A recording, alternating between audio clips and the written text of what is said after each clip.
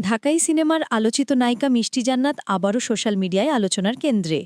বিয়ে, প্রেমসহ ব্যক্তিগত নানা বিষয় নিয়ে প্রায়ই নেটিজেনদের চর্চায় থাকেনি অভিনেত্রী।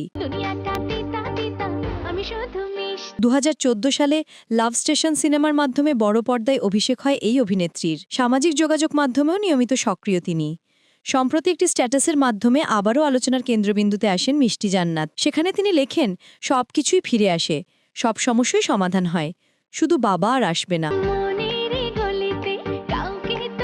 এদিকে প্রথমবারের মতো চিত্রনায়ক শিপন মিত্রের সঙ্গে জুটি বাঁধছেন মিষ্টি জান্নাত।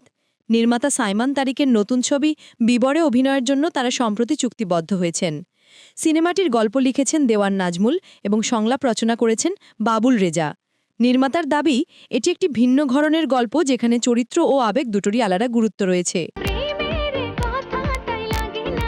সিনেমা নিয়ে উচ্ছ্বাস প্রকাশ করে মিষ্টি জান্নাত বলেন, অন্যরকম একটি গল্পে কাজ করতে যাচ্ছি, গল্পটা ভালো লাগার কারণেই যুক্ত হয়েছি।